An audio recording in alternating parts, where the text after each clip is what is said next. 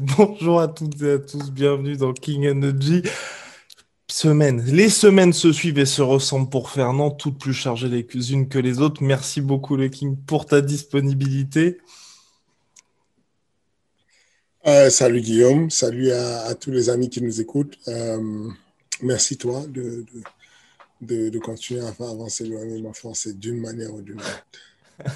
Alors là, parce que bon, les gens doivent être dans la confidence, là Fernand, il est en direct de Las Vegas, il est plus de 2 heures du matin, je pense actuellement. Pleine préparation, donc la Fight Week va commencer pour Nassourdine, mais on va commencer sur ce qui s'est passé la semaine dernière, à savoir le combat d'Alan Bodo qui était en ouverture de carte de l'UFC Vegas. Deuxième combat pour Alan contre Rodrigo Nascimento, le Brésilien. Superbe premier round, puis j'ai envie de dire patatras, il s'est passé quelque chose, donc on ne sait pas trop ce qui s'est passé. Tu vas peut-être nous en dire plus. Et donc là, aujourd'hui, Alan, qui est donc sur 2 combats à l'UFC, malheureusement 2 défaites, et on attendait beaucoup de ce deuxième combat. Absolument. Euh, une journée compliquée pour nous. Je reste le sentiment qui est le plus gros, même si on a pas mal de choses positives sur ce combat, le sentiment qui domine, c'est la déception. Je suis déçu de ce combat parce que c'est compliqué des fois de contrôler, de juger un combat où l'adversaire se fait dominer de A à Z. Tu te dis, bon, il n'y a pas de solution, c'est mort. Là, pour le coup, ce n'était pas le cas. Alan a commencé le combat correctement, sans trop faire d'efforts. Il était au-dessus de l'adversaire. Il était au-dessus physiquement, techniquement, stratégiquement. Il s'en sortait sur le premier round. Et ensuite est arrivé ce deuxième round, ce second round où il a pris un premier coup qui l'a un peu, qui lui a, qui l'a mis mal à l'aise. Ensuite, il a pris un coup de pied dans les tibias, pas, enfin, un coup de pied qui n'a pas été mis intentionnellement, bien entendu, mais ça arrive, surtout au MMA, et ça a changé le cours de l'histoire. Parce que du coup, Alan n'était plus le même, il était dans le combat.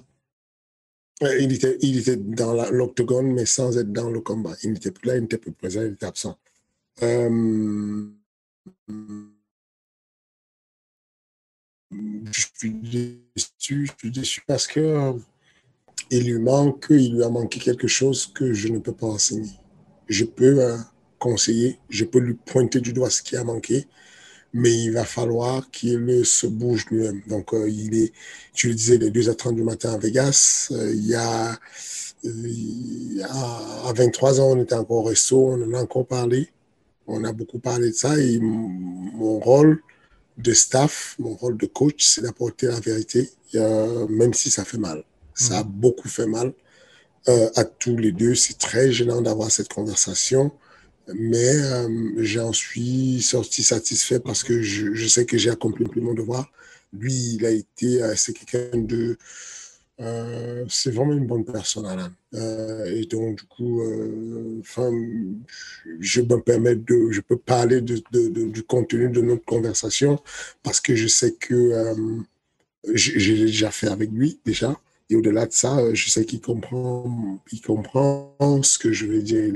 En tout cas, il m'a donné l'impression qu'il comprenait ce que je veux dire. Il est très affecté par cette défaite, mais je suis persuadé qu'on peut se lamenter, s'apitoyer sur notre sort, ou on peut bouger et décider de changer les choses. Euh, les, les, on parle de corazon, de cœur, les Italiens parlent de grinta. C'est envie, c'est un mot, d'ailleurs, je ne sais pas ce que ça veut dire, grinta. C'est un mot qu'on utilise pour dire le courage, le cœur, la volonté, la grinta. Et il a ce truc-là qui s'est passé, qui montre qu'il n'y avait pas le cœur. Il y avait la raison pour laquelle on a sélectionné Alan pour pouvoir passer chez les poids lourds, c'était parce qu'on sait qu'il a les compétences chez les poids lourds. J'ai vu Alan mettre des complications à Cyril Gane aux entraînements, y compris un knockdown. J'ai vu Alan faire les projections à Francis Ngannou. à le contrôler au sol, à monter, le dominer sur les phases de combat. C'est la dernière fois pour illustrer ce que je disais sur le management, je t'ai envoyé une vidéo, mais qui n'avait rien à voir avec j'aurais pu faire une autre vidéo qui était un peu, comment dire, un peu plus expressive sur le sparring entre Alan et Francis. J'ai pas voulu le faire, mais cependant, ce n'est pas un déficit de force qu'Alan a. Je l'ai vu faire de la force contre Francis, il n'y a pas plus fort que Francis. Je l'ai vu faire de la stratégie de combat et de la technique contre Cyril, c'est l'un des plus grands techniciens. Et donc, le seul problème, c'est l'esprit qu'il a à la salle, le transposer dans la cage et lui donner l'indication d'aller chercher quelque chose que je ne peux pas lui apporter. Je ne peux pas le lui donner, je ne peux pas enseigner le cœur. Ça vient de là à l'intérieur. Il y a eu 2 personnes qui s'affrontaient. Nascimentos contre Alan. Nascimento, au début, premier round, s'est fait dominer complètement. En boxe, en lutte, au sol. Il tentait de faire une projection à Alan. Alan le renverse, il prend le dessus, la montée, il lui met du ground and pound. On a même cru à un moment donné que le combat allait s'arrêter, que l'arbitre allait stopper le combat tellement Alan de lui-même. Et puis, non. Finalement, le combat s'arrête, on passe au deuxième round. À partir de ce moment, le combat commence. Alan est déjà sorti du combat. Moi, en tant que spectateur, je regardais ça, la télévision, de mon téléphone. J'étais en train de passer le contrôle des douanes à l'entrée des États-Unis. J'entrais justement à Atlanta. Et à Atlanta, j'étais à Nassau-Din et on passait le contrôle, on guettait en même temps. Enfin, tu le sais que sur le contrôle, à l'entrée des États-Unis, il ne permet même pas qu'on sorte le téléphone des poches, mais j'avais le téléphone et je matais en même temps. Et donc, dès le début du deuxième round, j'ai dit à Nassau, ça ne va pas.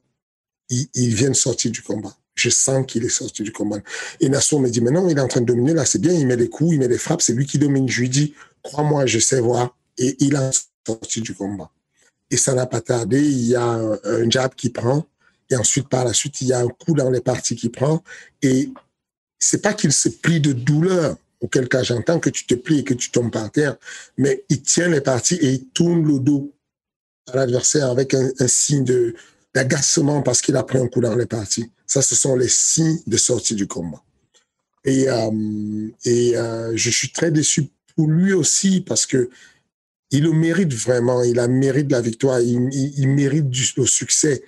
Et ça me fait la peine qu'il se donne tant d'efforts pour se préparer, qu'il se bute à ce point pour se préparer, qu'il sacrifie sa famille, qu'il sacrifie les amis, qu'il sacrifie le boulot et qu'il vienne lâcher à quelques secondes du but. C'est simple, quand on remonte au deuxième round, il y a le coin de l'American Top Team qui dit à Nascimento, ne recule pas, fonce, ne recule pas, arrête de reculer. Et il y a Benjamin Safati essentiellement et le coin de Alan qui lui disent, ne recule pas, continue à lui mettre de la pression, il ne faut pas reculer contre Nascimento.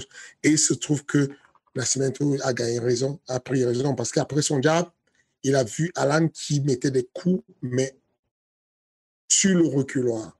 Ça lui a permis d'avoir confiance et de placer des combos carrément, des enchaînements qu'il n'arrivait pas à placer au premier round. Il a tenté de placer des entraînements au premier round. Il a été coupé net par Alan Baudot. Et donc, oui, je suis dans l'idée de la construction. Ma critique, elle est dure, elle est forte, mais elle est pour qui se réveille et qui puisse raconter une autre histoire que ce que le fossoyeur veut qu'elle soit son histoire. C'est pas cette histoire-là, Alan Baudot. Alan Baudot, il vaut mieux que ça, il est plus dur que ça. Et il faut juste qu'il y ait cette prise de conscience je n'ai pas eu le cœur. Et bon, je n'ai pas eu le cœur dans le sens où il y a une notion de douleur quand tu prends une frappe comme celle qu'il a pris, qu'il a ouvert ici. Il a des points de suture sur le nez, dont le nez, elle est ouvert. Il a l'œil qui est touché, il saigne. Et donc, à ce moment, ce qui arrive, c'est que des personnes n'ayant pas le cœur vont s'apitoyer et prendre conscience de ce qui vient leur arriver. Pour illustrer ça, vous allez repartir sur le combat de Cyril Gane contre Adam Laeshka au TKO. Segan met un front kick sur le ventre d'Anand Daishka. Il continue à combattre. Il lui met une frappe, un genou au corps, qui va propulser Anand Daishka et va le faire tomber. Pendant qu'il avance, qu'Anand Daishka va tomber, Cyril regarde par terre et il observe ses orteils. En gros, il y a le grand pouce, le grand orteil du pied de Cyril qui est sur le côté en parallèle, qui est cassé. Et Cyril prend conscience qu'il vient de se péter il a L'orteil pété, le ouais. grand orteil qui va en couille. Voilà, il est conscient qu'il ne respire pas bien puisqu'il a un poumon thorax et qu'il a un poumon aplati et il va faire marcher le cœur. Le cœur va prendre le relais. Le cœur dit, c'est mort. Je suis prêt à mourir dans la cage. Aujourd'hui, je vais mourir dans l'octogone s'il le faut, mais ce combat, je ne le perds pas. C'est mort. C'est ce même cœur qu'a pu avoir, par exemple, Israël Adesanya quand on le voit face à Kelvin Gastelum. Kevin Gastelum. 5e round. Il est dos à la cage. Le round va partir et il dit I'm ready to die today. Je suis prêt à mourir aujourd'hui. Cet état d'esprit-là, de ne pas s'apitoyer sur son corps, de ce qui lui arrive, comment Israël Adesanya avait un visage abîmé. Il était mal en point, il était mal, il n'a jamais été aussi mal. Donc, il a pris des coups. Et c'est quelque chose que j'essaie de leur apporter comme je peux aux athlètes en annonçant la couleur. Le premier combat de Nassourdine à l'UFC, c'est ce que je lui avais dit avant le combat. Nas, tu vas prendre des coups. Ce combat, c'est pas un combat qu'on peut faire sans prendre des coups. Ça va être dur, mais si tu tiens la route, il est possible que tu le couches, le mec, parce que ça va être un combat dur, mais tu as une vista meilleure que lui. C'est la même chose que j'ai d'ailleurs écrit sur le PDF, le game plan que j'ai donné à Cyril Gane vis-à-vis de contre Volkov en disant j'ai une bonne nouvelle et une mauvaise nouvelle. La mauvaise nouvelle, c'est que tu vas prendre beaucoup de coups. Tu vas prendre des gros middle au corps. Ça va faire mal. Tu ne peux pas esquiver. Tu ne pourras pas, parce que pour aller chercher la victoire, tu vas prendre des coups. La bonne nouvelle, c'est que si tu acceptes ça, que tu vas prendre des coups, tu vas peut-être mettre Volkov KO, tu vas certainement gagner le combat et même peut-être mettre Volkov KO. C'est écrit en noir et blanc sur le game plan que je lui ai donné. C'est la préparation à accepter la douleur. Il y a une notion psychologique dans le sport. On parle de concentration pour certains sports. Quand on parle du tir à l'arc, par exemple, du tir à la carabine aux Jeux olympiques, sur les valeurs des facteurs de performance, la concentration est le facteur de performance le plus prépondérant, celui qui est le plus élevé, celui qui va vraiment faire pencher la balance. D'ailleurs, le dopage sur ces sports-là, c'est des bêta-bloquants. Ce sont des inhibiteurs de stress qui vont bloquer le mec dans une situation de concentration pour qu'il gagne. Et de l'autre côté, sur les sports de combat, l'aspect psychologique n'a pas à voir avec la concentration, mais plutôt des notions de courage, bravoure, endurance morale, ténacité, résilience, témérité, toutes ces notions d'acceptation, de souffrance, de douleur qui font qu'on puisse se transcender. Dans le roster de l'UFC, on a moins de 600 personnes. Je peux dire sans risque de me tromper que dans les 600 personnes, il y a grand max une dizaine qui ont la notion de douleur pendant qu'ils combattent. Mm. C'est quelque chose qu'on note Et pour toi, ça peut s'enseigner, ça? Non, ça peut s'indiquer. Ça ne peut pas s'enseigner. Je peux lui apporter la vérité pour qu'il puisse se regarder lui-même face au miroir et dire « c'est mort. C'est mort, je ne perds pas aujourd'hui. » Rose Namajunas, elle chante sans arrêt « I'm the best, I'm the best, I'm the best » parce qu'elle sait que c'est ça qui va l'amener à se soigner. Elle est fragile, Rose Namajunas. Elle est très forte mentalement, mais fragile en même temps. et elle sait qu'elle doit s'aider elle-même toute seule. Ce que je demande à Alan, c'est qu'il s'aide tout seul. Je ne peux pas l'aider là-dedans. Il y a beaucoup de choses que je n'ai pas eues dans ma vie en tant que combattant. J'ai eu une vingtaine de combats. J'en ai perdu 7 combats. Et la plupart des défaites, on peut tout me reprocher, le niveau technique, la stratégie, mais on ne pourra pas me reprocher le cœur. Là-dessus, j'ai eu la chance de l'avoir naturellement, le cœur. Ce truc-là qui te pousse à dire, je me moque de ce que mon corps devient. Je vais donner mon corps à la science s'il le faut, mais ce combat, je gagne ce combat ce soir. C'est cette notion-là que j'aimerais apporter à mes gars et dire, quand vous êtes en face à face, en tête à tête, Alan Baudot contre Nascimento, celui qui a gagné le combat, c'est celui qui n'a pas eu pitié de ce qui arrive à son corps. Aussi simple que ça. Nascimento, il a pris les mêmes coups qu'Alan Baudot au premier round. Il n'a pas jeté l'éponge, il n'a pas craqué, il ne s'est pas apitoyé sur son sort, il s'est relevé, il est allé dans son coin. Son coach lui a dit, tu ne perds pas ce combat. Tu le gagnes, tu reviens, tu gagnes ce combat. Il est revenu, il a lu quelques signes de détresse chez Alan qui s'est mis en boule en reculant. Il a dit, il y a moyen, je peux percer cette muraille, je peux traverser ce mur. Et il a réussi à traverser le mur. Pendant ce temps, Alan, il s'est dit, ah putain, fait chier, j'ai le nez cassé, je vais devoir certainement aller aux urgences. Je vous dis quelque chose que j'imagine, il ne m'a pas dit qu'il a dit ça, mais je vous dis qu'en général, au moment où la douleur arrive, il y a ceux qui font fi de la douleur et il y a ceux qui visualisent les conséquences de la douleur au lieu de visualiser les conséquences de la défaite. Et c'est vraiment dommage parce que je sais combien de fois ils se sacrifient pour arriver là.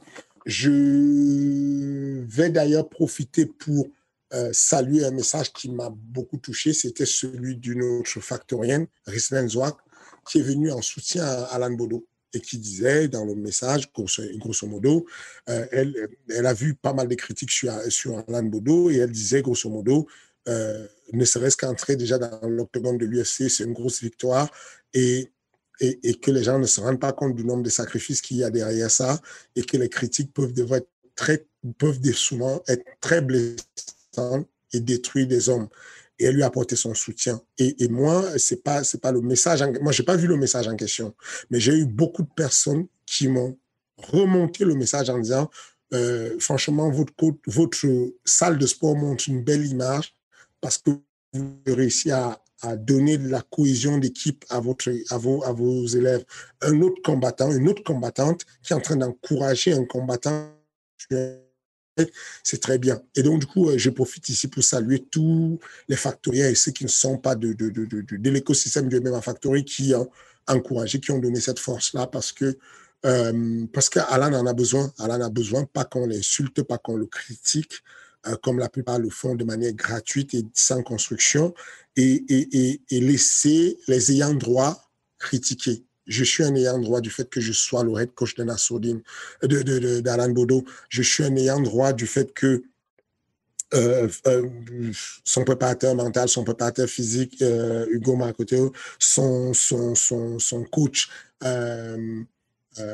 Benjamin Sarfati, sont des ayants droit pour lui apporter la lumière et lui apporter la vérité pour qu'il puisse trouver le chemin. Mais cependant, c'est très bien. Cette action qui a été remarquée, il y a d'autres personnes qui ont fait ça, qui ont envoyé des messages d'encouragement pour Alan, des personnes de son entourage. Mais je salue vraiment, par essence, les athlètes sont très égoïstes et s'occupent que de la situation à un moment donné. Et je salue beaucoup la réaction de Rislen Zouak qui vient encourager quelqu'un qui est en situation de détresse comme Alan Baudot. Mais voilà, je pense que Alan Baudot a bien capté mon message et je pense qu'il va s'atteler à écrire une autre narration à son histoire que celle que les fossoyeurs veulent écrire, celle qui est du mec qui n'a pas gagné de combat à l'UFC et qui va sortir comme ça. Je pense que on va écrire une histoire différente parce qu'il va se remotiver et qu'il va donner le meilleur de lui-même, quel que soit l'adversaire qu'on lui donnera. Parce que ça, c'est aussi le mauvais truc, c'est que en général, quand tu perds à l'UFC 2 combats de suite comme ça, tu es soit très bankable et on veut t'aider, on te donne quelqu'un de bien, de moyennement accessible, soit tu deviens la chair à canon pour sauver quelqu'un de bankable. Prenons le cas d'Hardy qui a perdu 3 combats, qui est poids lourd. L'UFC pourrait se dire on va nourrir un bon poids lourd qui est connu sur le territoire américain avec un jeune Français qui est sur la sortie de toutes les façons. Ça lui fait une autre défaite, ça justifie sa sortie éventuellement, un truc de ce genre. C'est ça le truc. Et donc, du coup, quel que soit l'adversaire qu'on va donner, Alan devrait être prêt de toutes les façons avec toute la progression qu'il a fait sur le plan physique, toute la progression. Est-ce que vous vous rendez compte qu'on était au premier round quand même? Alan est chez les poids lourds, on est au premier round et son adversaire était déjà fatigué à la 3e minute, tellement c'était dur, l'opposition qu'Alan lui a apportée, et qu'Alan était toujours frais jusqu'à la fin du round. Donc, on peut dire qu'on peut saluer la progression qu'il y a eu, et on peut juste saluer le fait qu'il puisse progresser aussi sur cette partie qui est le cœur. Le cœur, c'est, voilà quoi, le cœur de dire, bon, c'est mort, je ne recule pas, aujourd'hui, je vais décéder s'il le faut ici, je vais laisser le soin au premier secours de me sauver la vie si jamais j'ai un arrêt cardiaque. Je vais laisser le soin à mon coin de jeter l'éponge si je ne suis pas bien, mais ce n'est pas moi qui décide et qui commence à indiquer aux gens que je souffre. Ce n'est pas possible. Il n'y a pas de place à ça à l'UFC. Ce n'est pas possible de s'apitoyer sur son sort. Et on avait eu la chance d'avoir Alan en interview avant son combat. Il nourrissait de grandes ambitions et je pense qu'il les nourrit toujours pour la suite de sa carrière à l'UFC. Sportivement, sur ce qu'il a montré, moi j'ai trouvé que c'était assez impressionnant. Comme tu l'as dit, à 3 minutes du premier round, son adversaire était dans le rouge. Là, est-ce que toi, justement, avec Alan, dans les discussions que vous allez avoir, vous allez changer de cap ou au contraire, le fait quand on regarde le verre bien évidemment à moitié plein, de ce que tu as vu au début du combat, ça te rassure quant au cap que vous vous êtes fixé, de dire aujourd'hui, le top 10, le top 5, on peut regarder ça droit dans les yeux et se dire ça peut être un véritable cap pour Alan pour la suite. Vous savez, il y a des gens qui ont, ont transcendé l'histoire. Je parle de Jan Blachowicz, par exemple, qui est parti de l'UFC parce qu'il était sur une série de défaites incroyables. À un moment donné, sur ses 5 premiers combats, il avait une seule victoire. Et puis qui sont devenus champions de l'UFC. C'est le genre de vision-là, de rêve que j'ai pour Alan. Mais encore une fois, ce n'est que ma vision de rêve. Et il est temps que Alan et sa team travaillent pour que le rêve croise la réalité. Ce que je veux dire, c'est que l'ambition d'arriver dans le top 10 de l'UFC reste quelque chose de possible, mais a pris un grand coup hier soir. Que de toutes les façons, c'est binaire. Alan a le cœur, il arrive à son projet. Alan n'a pas le cœur, on change de métier. C'est binaire. C'est impossible d'être à l'UFC et de combattre sans cœur. C'est impossible. C'est juste pas possible. Il n'y a pas d'accession au trône ou au top 10 de l'UFC sans souffrance. Ça n'existe pas d'aller easy sans souffrance. Et encore, Alan le sait qu'il n'est pas, c'est pas le plus doué de tous les athlètes en termes de fight IQ. Du coup, tu ne peux pas espérer que avec le fight IQ l'aurait sauvé. Il est en difficulté, il est malmené dans le coin. Au lieu de se mettre en boule, s'il avance vers l'athlète et qu'il le prenne dans le bras, juste le prendre dans les bras, kumikata de judo basique, il récupère. Mais non, il nous a manqué de fight IQ aussi. Dans cette situation-là, le mec est intelligent, il fait un pas en avant, il embrasse, il récupère, il reste tranquille.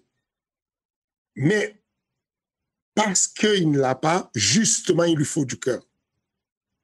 S'il n'y a pas de cœur, on change de métier.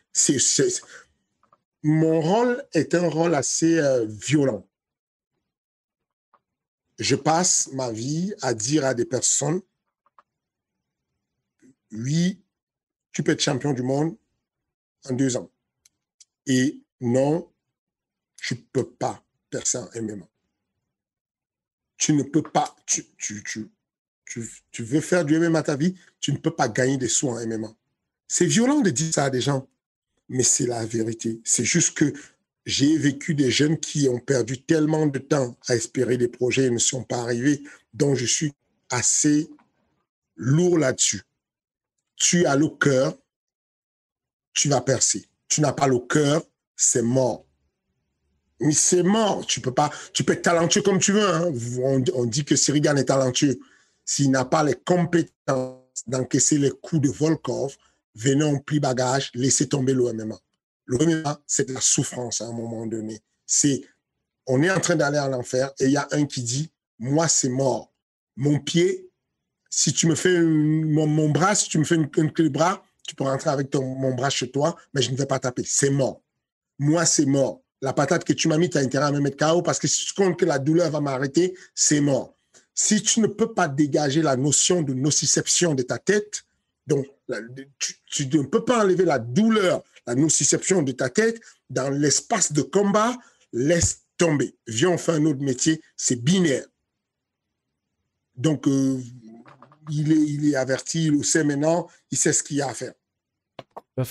On va suivre ça en tout cas avec attention pour la 3e sortie d'Alan Baudot à l'UFC en main event. Donc je sais pas si tu as pu le voir parce que tu venais d'arriver à Atlanta pour Alan. Après, il y avait Islam Makhachev qui affrontait pour son premier main event à l'UFC Thiago Moises. Donc je ne sais pas si tu l'as vu, mais si tu l'as vu, qu'as-tu pensé de cette performance? Et est-ce que là, toi, tu te dis justement, bah on tient peut-être notre futur champion ou alors ton chouchou Charles Oliveira risque d'avoir le trône encore pendant de longues années? Ah, attention, Makhachev, c'est aussi mon chouchou. Hein. Il a été cité parmi les... j'en ai parlé une fois et j'en ai parlé comme étant l'un des futurs. Quoi.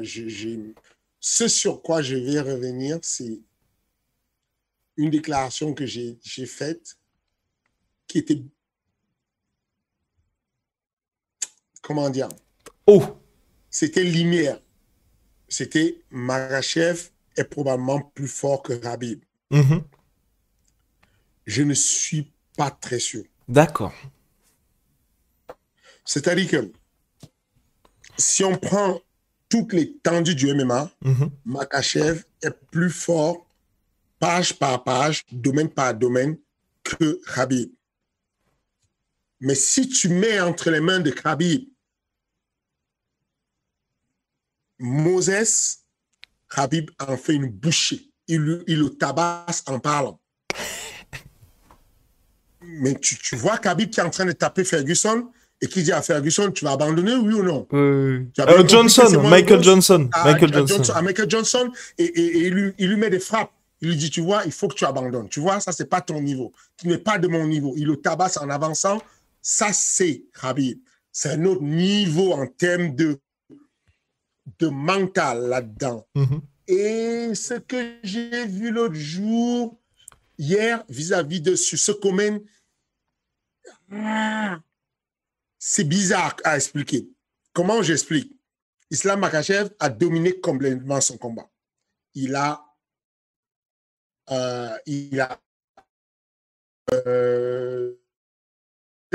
aucune discussion à avoir dessus. Cependant, on passe les 3 premières minutes, il n'y a rien. Un jab par-ci, un middle par-là, un petit low kick là, pas terrible. Effectivement, techniquement, la technique de Makhachev en pied-point vis-à-vis de la technique de Khabib en pied-point, il n'y a pas photo. Le petit, c'est un génie, il sait tout faire. Maintenant, dans la concrétisation et la recherche de la finition tout de suite, Khabib, c'est un autre niveau. Thiago Moses a pris le dos de Islam Makhachev. Thiago Moses a eu 2 fois Islam Makhachev en clé de talon. Mais sauf que mentalement, Moses était content d'appliquer une clé de talon qui pousse Makhachev à remonter et revenir debout. Il n'était même pas concentré à modifier la clé de talon parce qu'il aurait pu la modifier. Il aurait pu la modifier, compliquer ses clés de talon pour que ça devienne une soumission, mais il s'est contenté d'avoir Islam Makhachev qui se relevait et lui il restait accroché, là, il essayait d'avoir un bras, il faisait n'importe quoi. Thiago Moses, il est bon, mais il n'est pas très bon. Oui, non, ça sera jamais calibre contender à la ceinture. C'est ça. C'est pas un mec qui va vers la ceinture, ce mec-là. Donc, le combat qu'on a vu, ça reste l'un de mes préférés, Islam Makhachev, mais je pense que je l'ai vu trop haut quand même vis-à-vis de. Il a pris une projection de Moïse. Je ne vois pas Moses mettre une projection, une amenée. Même si Khabib n'est pas entraîné, je ne vois pas Moses lui mettre une amenée au sol. C'est mort. D'ailleurs, quand finalement Islam Makhachev a décidé d'amener Moses au sol, il passe une ceinture avant, il arrache sur le côté avec un tour de hanche, il le place au sol. C'est d'une aisance incroyable. Et tu te dis, bon, mais pourquoi tu ne continues pas à le faire? Pourquoi tu ne le fais pas tout le temps? Pourquoi tu ne t'acharnes pas sur lui? Pourquoi tu laisses qu'il y ait match entre vous deux? Il aurait pu l'effacer, l'annihiler complètement. Du coup, voilà, j'ai vu un très beau combat, j'ai vu un très beau niveau, attention. Donc, admirons, le gars, c'est solide. Voilà, il est bon, ouais. Mais cependant, je revois un peu ma copie légèrement en disant, bon, venez, on va regarder un peu ce qui va se passer avec un niveau un peu plus compliqué. Venez, on va voir un peu ce qu'il va faire, on va élever un peu le niveau avant de trop nous enflammer. Donc qui? Toi, voilà. Tu lui donnes qui pour la suite, justement? Il y avait quoi comme combat sur la même carte en light? En light. Attends, qu'est-ce qu'il y avait? Je ne sais plus. Je ne sais plus ce qu'il y avait sur la même carte. Attends. Bah, là, de toute façon, attends, tu vas pas lui... Oh, tu voudrais lui mettre Gamrot? Voilà. Après, le truc, c'est que je pense que l'UFC, ils veulent le pousser un petit peu. Donc, c'est vrai que contre Gamrot, ce serait peut-être un... Bah, il continuerait de faire du surplace. Enfin, ce serait surtout intéressant pour Gamrot. Attention, là, Gamrot, attention, on va peut-être même le pousser plus que Islam Makhachev. Attention. Tu penses que l'UFC a envie de pousser Gamrot? L'UFC a beaucoup kiffé Gamrot. Parce que la Pologne a une place très solide sur la place du MMA aujourd'hui. L'échiquier du MMA, la Pologne est solide. Le business du MMA en Pologne marche à mort. Jan Blachowicz, c'est du tonnerre en Pologne. Quand on a un petit jeune qui arrive de la Pologne comme lui, qui est capable de saluer Dziękuję et tout ça et tout, par placer du polonais pendant une carte sur pay-per-view, c'est très bon ça pour l'UFC. Il est sur 3 victoires extrêmement violentes. Donc, Gamrot, attention, il n'a qu'une seule défaite. Il est à 19-1, mais il aurait pu avoir 20-0 si on n'avait pas enlevé cette défaite discutable en plus. Donc, si tu veux, moi, voilà quoi. Écoute, je ne serais pas surpris. On pourrait passer et puis faire passer Islam un peu sur un autre nom un peu plus connu. C'est pas un problème, mais très rapidement, je pense que Gamrot, s'il continue comme ça, s'il gagne encore un autre combat décisif, je pense qu'on va pouvoir les croiser. Et puis bon, l'histoire, c'est celle-là. C'est que si un jour Conor revient et que ce n'est pas contre Poirier, c'est avec Islam Makhachev qui devrait écrire l'histoire. Parce que ça, ce serait pour Islam Makhachev Highlander. Il prendrait toute la force de Conor d'un coup. Ce serait le moment d'achever Conor. Au moment où on veut mettre le dernier coup de massue à Conor et lui retirer toute sa force possible, c'est de lui mettre Islam Makhachev. Et là, boum, on le passe à un autre niveau, Islam Makhachev, parce que il aura tout récupéré possible et c'est fort possible. Mais sauf que actuellement, de chez lui, quand on regarde ça, il dit bon, mon petit, c'est bien, t'es bon, mais là, si tu fais ça à Moses et tout, moi, ton Moses, je le désinfecte en 1 minute. Hein. Et donc, si tu fais ça et tu viens vers moi faire ça, ça va pas être pareil, tu vois. C'est ça que je te parle. C'est ça que je te parle. Donc, Hmm. voilà, c'est compliqué. En tout cas, il faut bien faire attention à ce que je viens de dire. J'ai beaucoup aimé le combat. C'était du très haut niveau, les deux. Mais encore une fois de plus, déçu par le pace. Comment on dit ça Oui, oui, le rythme imposé par le combat, t'aurais aimé quelque chose d'un petit Merci, peu le plus rythme. soutenu. Déçu par le rythme. Quand je vois un mec du sol, du niveau de sol de Moses, mais à un moment donné, Islam Makachev lui fait un slam, projection avec slam, et tombe pile poil dans le triangle. Mais tu penses qu'Islam, il va faire Moses, il va faire quelque chose, mais non. Ils étaient en slow motion les deux. Et donc, du coup, Islam a le temps de sortir du triangle qui était limite verrouillé. Il est tombé tout seul dans le triangle. Et moi, je m'attendais à un scramble de malade, quoi. Je vois les deux mecs, l'un qui a un gros sol de lutteur et l'autre qui a un gros sol de JJB. Moi, je m'attendais à un scramble de folie. Non, le rythme était vraiment posé, vraiment lent, vraiment. Donc, voilà, ceux qui disaient que Habib s'était ennuyé sur certains combats, que c'était boring fight, bah là, je ne sais pas ce qu'ils vont dire. Hein. Sur ce combat-là qui s'est passé, c'était vraiment slow motion. C'était, voilà quoi, c'était pas, il n'y a pas eu tant de scramble que ça. Mais j'ai kiffé le combat. J'ai kiffé la performance. J'ai kiffé le niveau. J'ai kiffé le kiff. Il puisse, lui, venant du sambo, mettre une soumission à un expert du jiu-jitsu brésilien, étranglement arrière. Grosse performance. Il n'y a rien à dire. Mais j'ai beaucoup mis des ambitions dessus.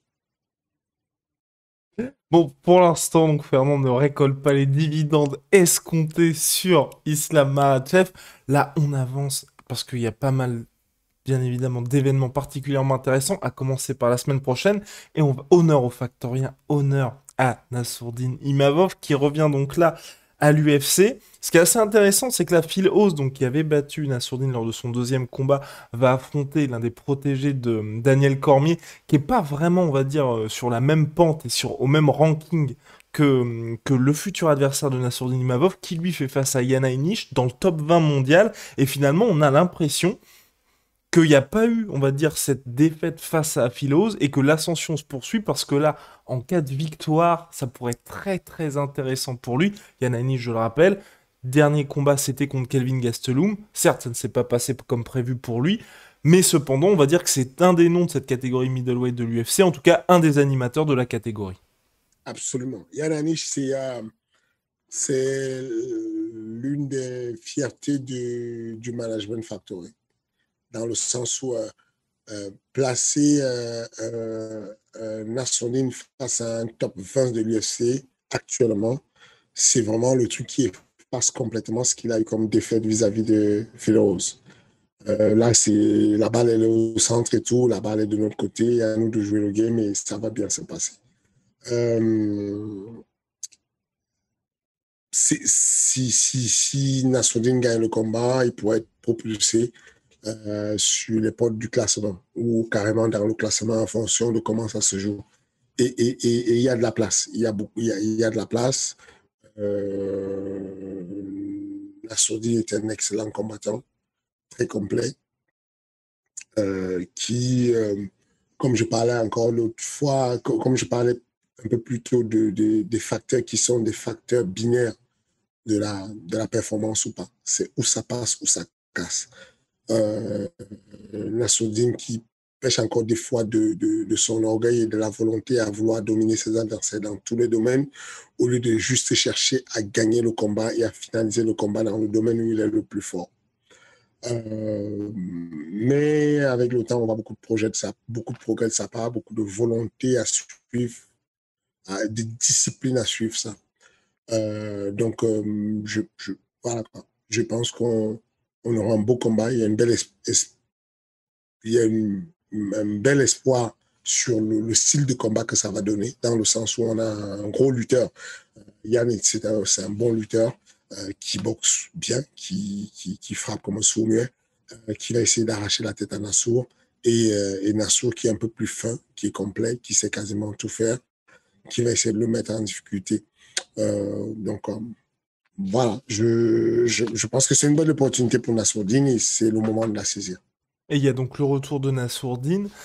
Il y a eu aussi cette blessure pour Nassourdine, cette défaite qui a été lors de son combat précédent. Est-ce que toi, ça a été, dans la préparation du combat, quelque chose de particulier à gérer pour lui, de lui dire, quelque part, il y a eu toutes ces épreuves à surmonter, mais mine de rien, c'est son combat le plus, peut-être, en tout cas à mon sens, le plus intéressant de sa carrière, où là, ça peut vraiment le propulser. Donc t'as peut-être dû jouer sur cette balance-là. La blessure n'est pas arrivée durant le combat, hein, la blessure de Nassourdine. Ah non, non, je veux dire, dans le sens, tu sais, dans le Voilà, sens, il y a eu la défaite, c'est ça, ensuite et il y a eu ensuite ça. la blessure. Donc, effectivement, la blessure, ça peut faire un coup au moral. Mais moralement, je n'ai pas observé chez Nassourdine un moment de doute ou de faiblesse. Il est resté très fort. Il a été blessé à la main. Il a fait le constat il a dû faire face à la réalité qui était d'accepter de Valaya. Il y a un très bon reportage qui sort bientôt sur Nassourdine. J'ai vu quelques extraits du reportage et justement, il y a une immersion totale sur le monde de Nassourdine avec justement, c'est impressionnant, la vision de la blessure de Nassourdine en live. C'est-à-dire qu'en live, en direct, ceux qui ont fait le reportage étaient là au moment de la blessure. C'est génial. Du coup, enfin, c'est génial, pas pour la blessure, pour le fait de Oui, capter. Non, non, placé comme ça, sans contexte et tout, on peut se dire, il est fou, Lopez, pourquoi il souhaite des trucs comme ça. Mais c'est génial dans le sens de pouvoir euh, raconter l'histoire, toute l'histoire, et l'avoir illustrée en vidéo. C'est ça qui est intéressant. Et donc, non, il était conscient, il savait qu'il a pris, il prenait pour une dizaine de mois de retard.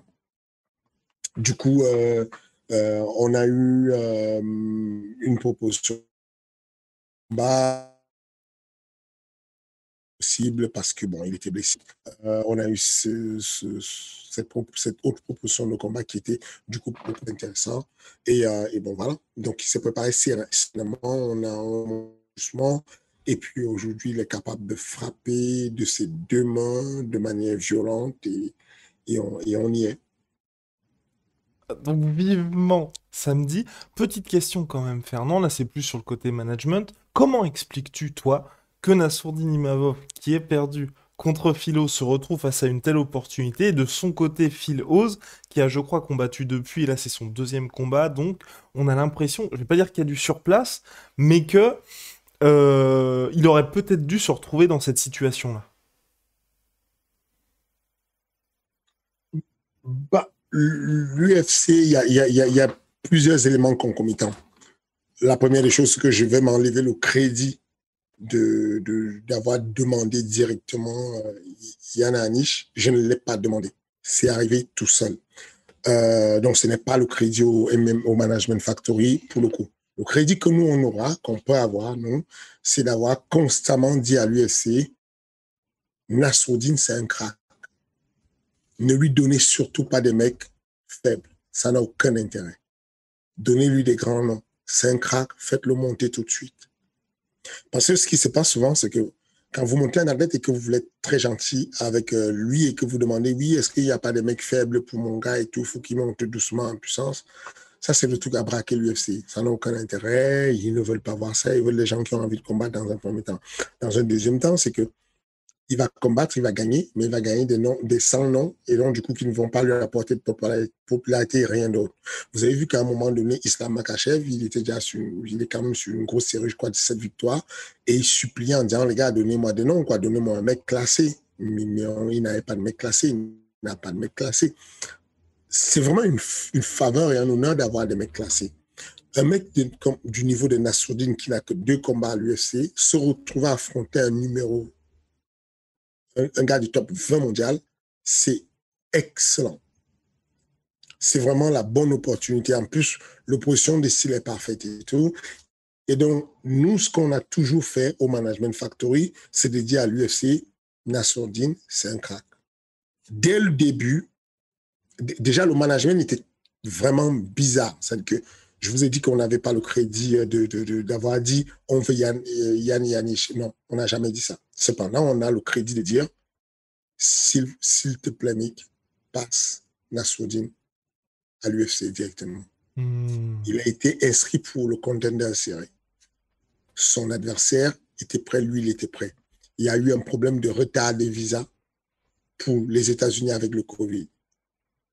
Mais cependant, je te le redis, je te l'avais déjà présenté avant même qu'il ne soit sur arrest. Tu m'as dit non, c'était pas le niveau. Je t'avais déjà présenté avant même qu'il y ait le contender. Tu m'as dit non, c'est pas le moment de le passer à l'UFC et tout. Quand j'ai une opportunité, je te ferai signe. Voilà, c'était quoi la réponse. Ensuite, tu me le prends pour le contender série. Maintenant, aujourd'hui, il n'a pas eu la chance de faire le contender série au lieu de le repousser sur le prochain contender, puisqu'on l'avait repoussé pour 2 mois après sur un autre contender série. Et moi, du coup, j'ai dit à Mix, s'il te plaît, passe-le tout de suite. Passe-le à l'UFC tout de suite.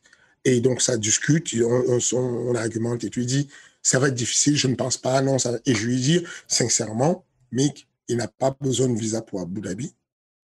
Sur Abu Dhabi, il y a une carte et tout où il y a moyen, j'ai appris de mes sources qu'il y avait un trou à tel endroit, mais ça va le faire. Et donc, du coup, finalement, il le prend sur cette carte-là et il va combattre à 84 kilos sur cette carte-là.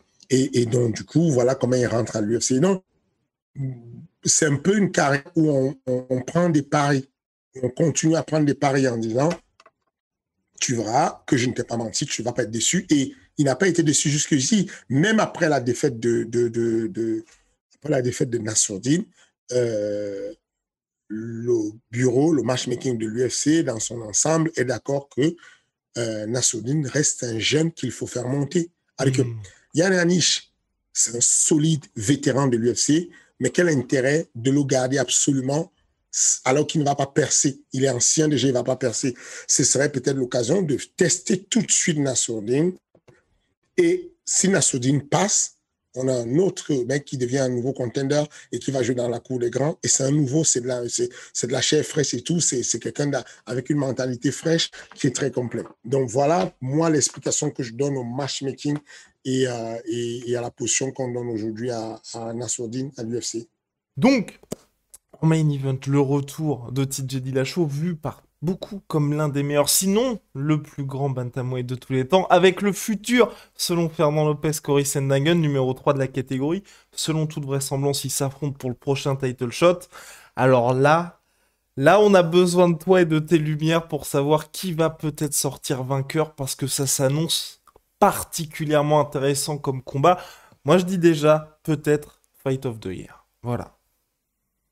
Cory Sandhagen. Oh! Pas par finition. Pas par finition. Si. Ah ouais. Cory Sandhagen, high kick, round 3. Oh, ok. Alors, est-ce que tu sais des choses qu'on ignore peut-être? Parce que là, mine de rien, TJ Dillashaw, ça fait 2 ans. C'était Dominique Cruz. Déjà, tu vas me dire si t'es d'accord avec ça. Moi, je trouvais ça assez intéressant parce que c'est vrai que TJ Dillashaw, aussi bien en sparring que dans ses combats, c'est quand même un mec qui est, certes, le mouvement très cher à Fernand Lopez, tout ça, ça s'est tacté, mais je trouve qu'il se prend un nombre de coups assez impressionnant. Il avait dit justement, TJ Dillashaw, avec son âge, le fait d'avoir 2 ans de suspension, on va le retrouver peut-être plus fort que ce qu'il était, que le niveau qu'il avait avant son départ. Oh, d'accord. Alors vas-y. La plupart des gens qui sont à l'arrêt viennent nous vendre la même chose. La semaine dernière, on a eu Ryan Hall qui nous expliquait que c'est dans la tête, en fait, le fait de penser que quand tu restes hors combat, tu vas gagner le combat, nanana. Mais bon, voilà, on a bien vu que c'était compliqué pour lui de revenir. Non, tu ne peux pas dire ça. C'est pour ça d'ailleurs que je salue beaucoup la performance. On n'en a pas parlé, la performance de Michia Tête contre Marion Renaud. C'est incroyable de faire 4 ans et demi, quasiment 5 ans, de faire 2 gosses, de revenir et de battre Marion Renaud. Par TKO, pour une première pour elle en plus. C'est Ouais. c'est pour une fille qui n'a jamais perdu, tu vois, qui n'a jamais été finalisée. Donc, oui, je pense que, je pense que Dillashaw va souffrir. Et encore, on ne sait pas combien de fois il prenait sa drogue, combien de fois il a été dopé, à quelle fréquence il a souvent été dopé, parce qu'il a été grillé pour dopage. On ne sait pas s'il a pris juste pour ce combat-là ou il a souvent été dopé, auquel cas ses performances sont complètement amoindries. Bien entendu, tu veux quoi? Tu veux qu'il vienne dire non, les gars, j'arrive et tout, je suis rusty, je vais me faire démonter, j'ai plus de force, j'ai plus de niveau, j'ai été dopé, donc je suis plus dopé, ça va être compliqué. Non, il ne va pas te dire ça, il va bien sûr te dire qu'il va faire le meilleur combat de sa life, que ça va être parfait, qu'il va gagner, qu'il va machin. Mais la réalité, c'est que non, je pense que la manière dont il se déplace, ça va être super compliqué avec les low kicks intérieurs de Corey Sandhagen.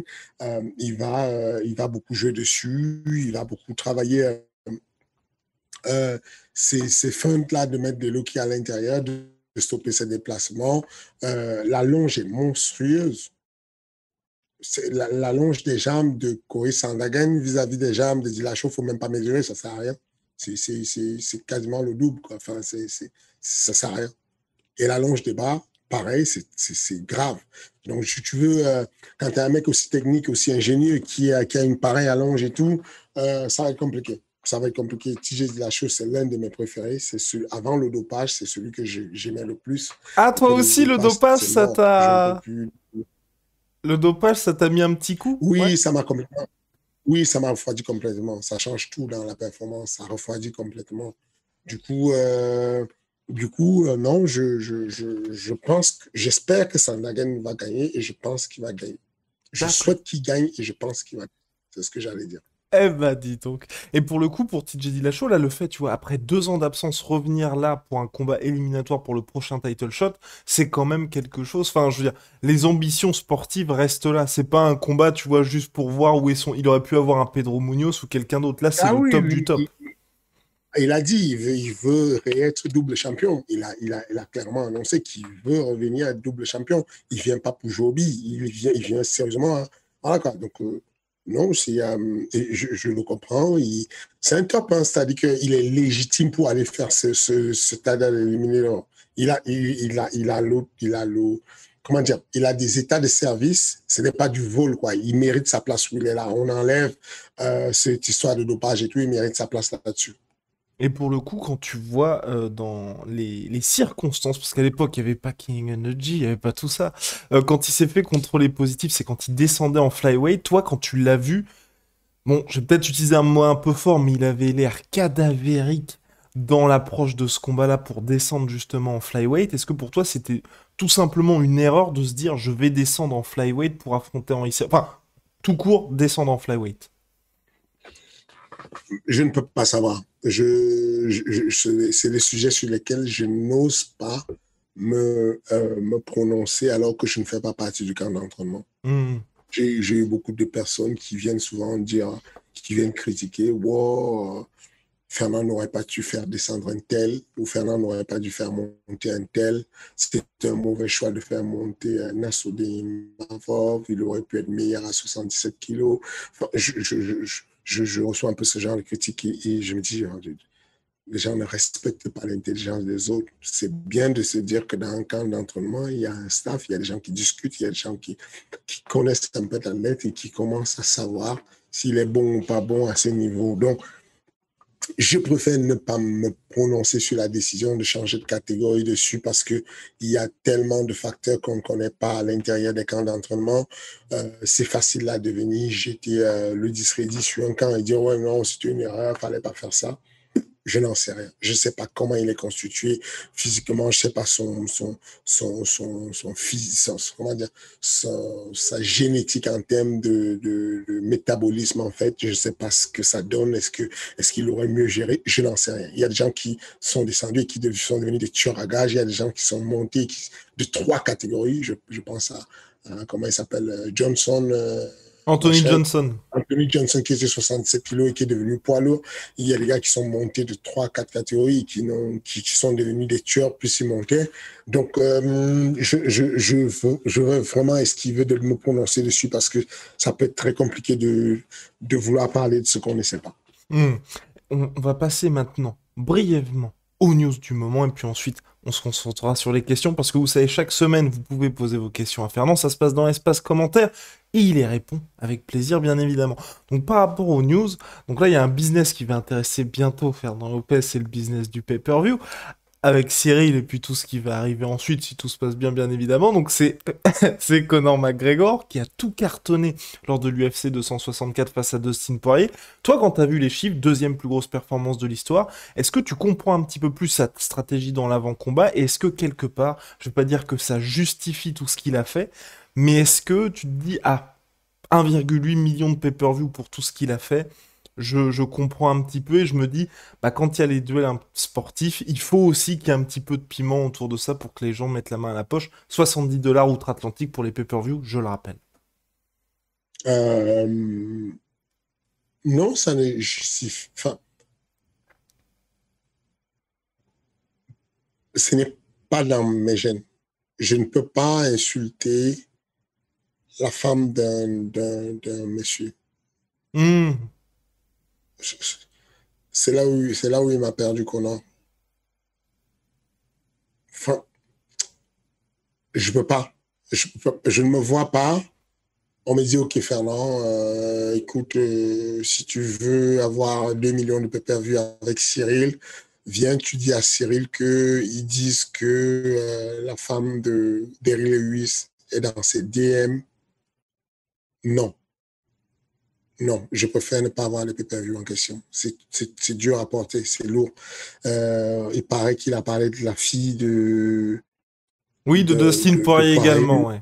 ouais. Ouais. Si c'est ça qui ramène le pay-per-view, non. Le pire, c'est que je pense que c'est pas du tout ça. Je pense que c'est Conor lui-même qui est devenu une icône parce qu'il était capable de prédire l'avenir, parce qu'il était capable de dire, je vais battre tel demain par KO au deuxième round, je vais battre José Aldo par KO au premier round, je vais battre un tel. Je pense que c'est ce truc-là qui lui a apporté sa notoriété, de l'assurance avec laquelle il y a peu de personnes sur la planète Terre qui sont aussi sûres d'elles, de pouvoir. Il y a des gens qui travaillent beaucoup leur physique. Il y a certains qui travaillent beaucoup leur mental parce qu'ils sont forts. Et lui, il a beaucoup travaillé son mental. Il y a des gens qui cherchent le côté mental pour aller compléter le physique, pour performer. Et lui, il cherche le côté physique et technique pour aller compléter le côté mental pour performer. C'est un tueur à gage en termes de mobilisation des foules. C'est vraiment, c'est un truc, c'est un don qu'il a de pouvoir lever les foules et mobiliser les foules. Donc, je ne pense pas que c'est parce qu'il insulte les gens qu'il est devenu bon. Je ne pense pas que c'est parce qu'il blesse les gens qu'il est devenu bon. Je pense qu'on peut être sûr de soi, arrogant même si on veut, mais ne pas aller jusqu'à l'insulte. Je ne peux pas, moi. Je Hmm. sais que je ne peux pas le faire. Je fais, déjà, en tant que combattant, j'ai du mal à dire je suis sûr de moi, je vais le battre tel jour. J'ai du mal à le dire. J'étais le genre de combattant qui disait plus je me suis bien entraîné, on va voir demain ce qui va se passer. Voilà, quoi, un peu le mec, le loser qui n'arrive pas à assumer ce qu'il dit. Voilà un peu le style de combattant. Alors, de là à aller imaginer que je puisse dire que sa femme, elle est si, les noms d'oiseaux, je ne peux pas. Hmm. Même, même les gestes obscènes, un peu comme, comment il s'appelle, Israël Adesanya, qui fait des gestes bizarres quand il est remonté sur ses adversaires, il fait des actes, des gestes de copulation et tout ça. C'est pas, c'est pas, pour moi, c'est pas gentleman. C'est pas beau Hmm. à voir. C'est pas correct. Je pense il a un style qui est particulier. Il a une tchatche incroyable, Israël Adesanya. Il a de la répartie comme personne. Il n'a pas besoin d'aller sur ces gestes obscènes-là. Il a juste besoin d'être lui-même et il s'en sort très bien. Donc, est-ce que Connor, c'est le dieu du pay-per-view, absolument. Hmm. Tout, Moi- tout sport confondu. Tout sport, parce que là, tu as donné des pay-per-view, des MMA, tout sport de combat confondu, personne n'a jamais réussi ce qu'il a réussi. Mhm. C'est-à-dire que même le combat Mayweather contre Canelo a fait la moitié du pay-per-view qu'a fait Mayweather contre Conor McGregor. C'est juste, quoi, 4 millions, c'était combien? 4 millions 2 ou 4 millions 6, je ne me rappelle 4, plus. 4 millions 6 et 4 millions 7 pour Mayweather contre Pacquiao. Voilà. Donc, Mayweather, Pacquiao, c'est ça, c'est ça, c'est ça. Mais on est sur quelque chose une folie, en fait, en termes de pay-per-view. Le mec suit les 10 meilleurs pay-per-view, tout sport confondu, de sport de combat confondu. Sur les 10, il est sur 8, quoi. C'est une machine du pay-per-view. Il a fabriqué quelque chose que on ne comprend pas comment ça fonctionne. C'est une machine du pay-per-view. Donc, oui, je lui donne, il a tout mon respect dessus. Qu'il Mais tu soit... penses que là, c'est hors stratégie? Parce qu'en fait, moi, ce que je me suis dit, tu vois, mon humble avis, hein, c'est qu'en gros, le côté Mystic Mac qui arrive à prédire ce qui va se passer, ça ne fonctionne plus. Le côté sportif non plus, ça ne fonctionne plus. Et que là, aujourd'hui, il s'est dit, bon, il faut bien que j'active quelque chose d'autre.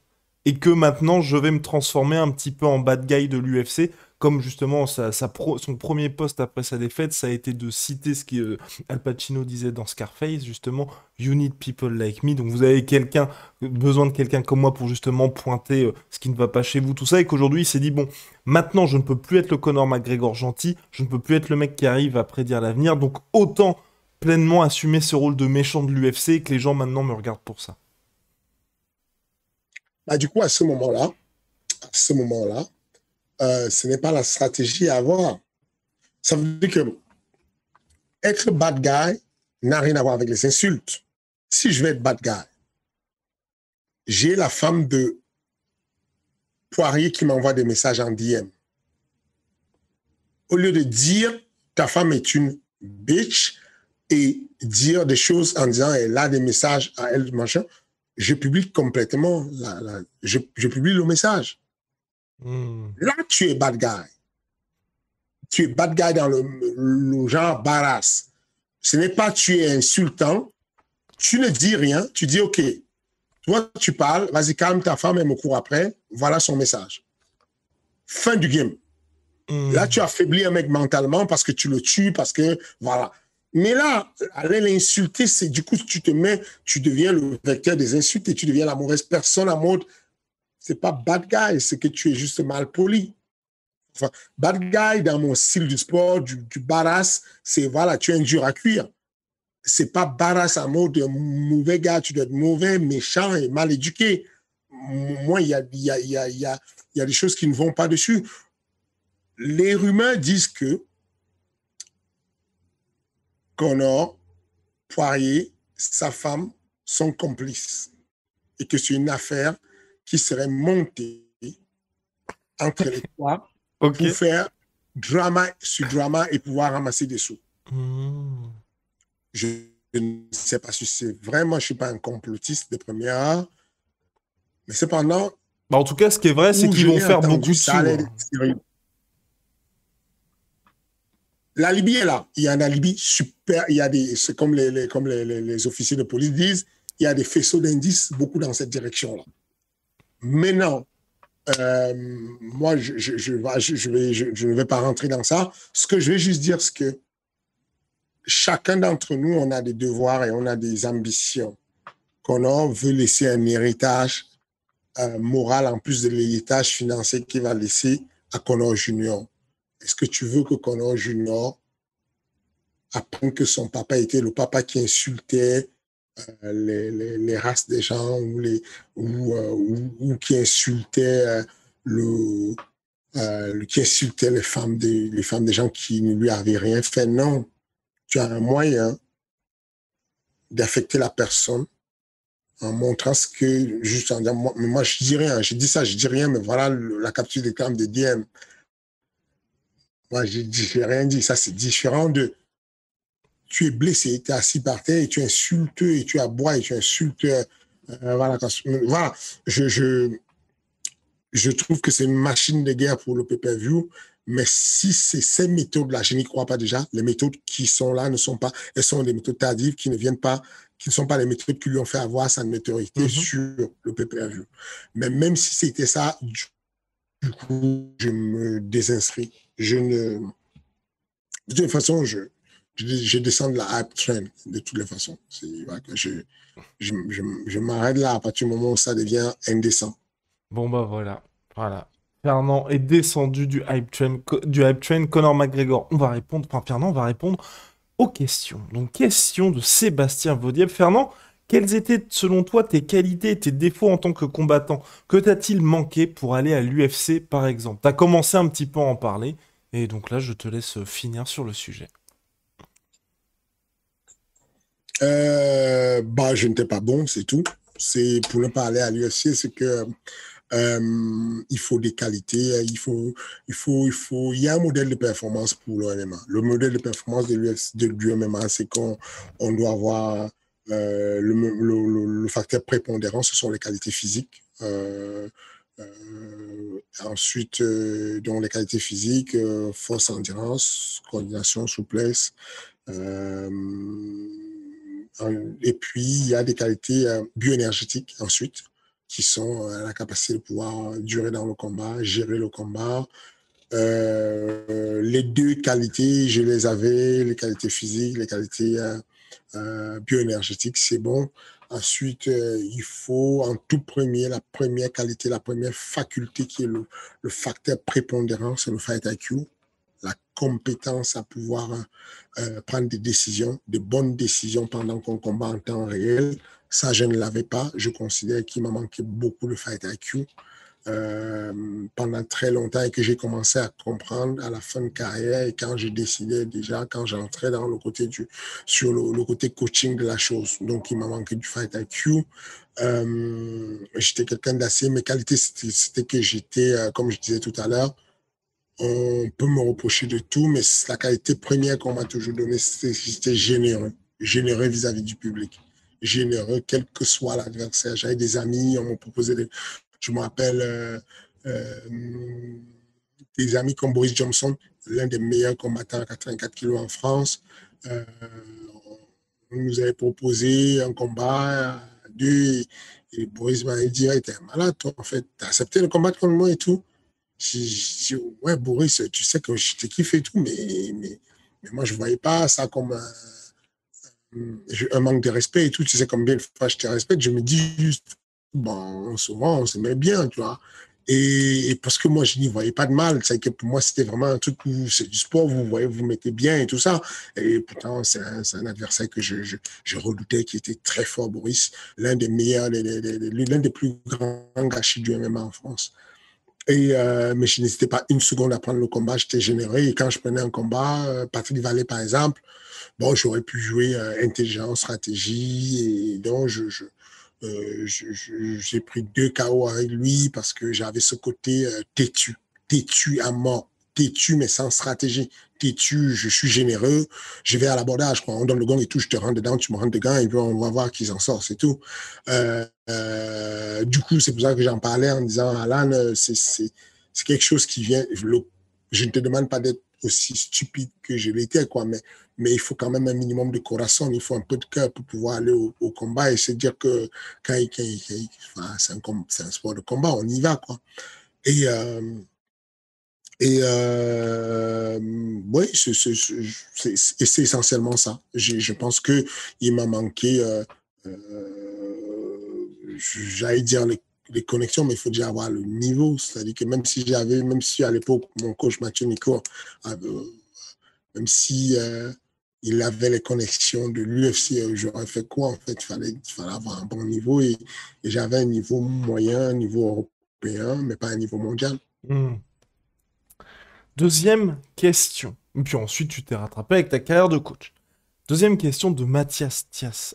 Pour le prochain King Energy, un petit mot sur l'arrivée d'Abdul Abdouragimov, son niveau par rapport au MMA Factory. Fernand le voit-il arriver dans le top 5 de l'UFC?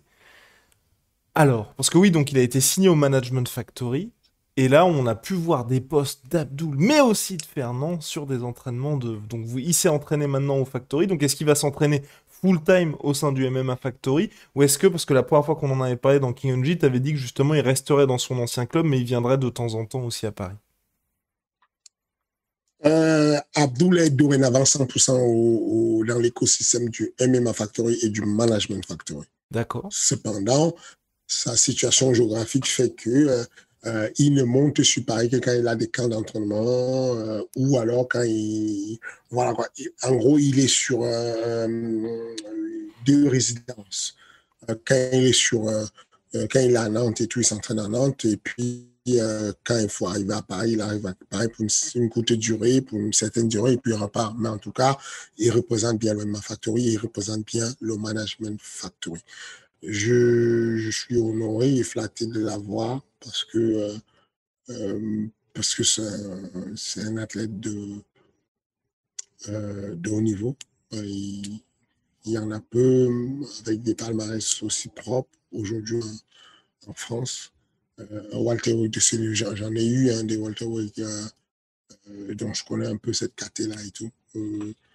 Au MMA Factory, à un moment donné, je pense que j'ai eu au MMA Factory 7 du top 10 des meilleurs Walter White de la caté, donc je les connais tous. Quoi. J'ai eu David Veda au MMA Factory, j'ai eu Michael Lebou au MMA Factory, j'ai eu l'honneur de le monter sur 7 combats consécutifs et le signer à l'UFC.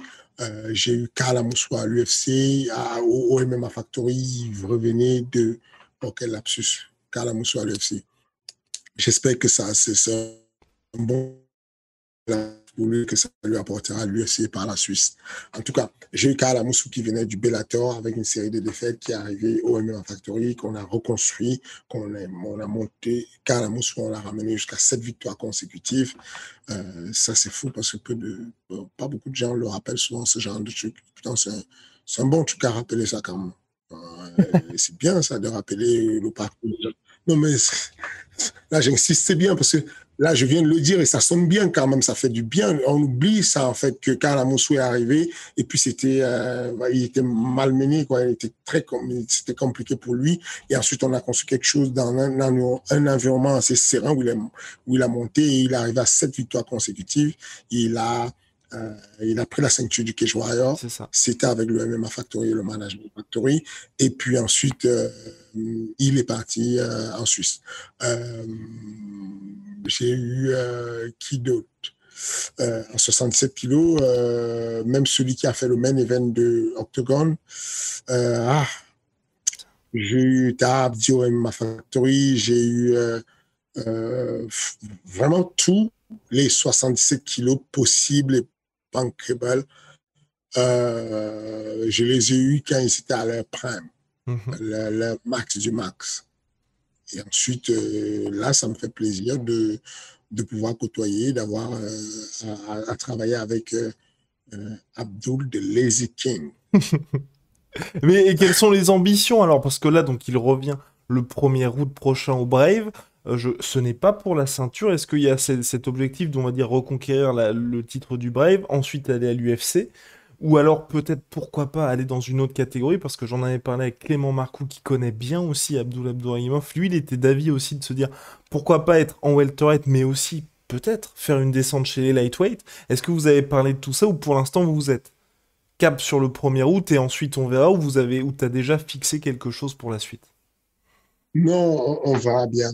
On verra bien on verra bien ce qui va se passer. En tout cas, pour le moment, il a encore des combats à remplir au niveau du Brève.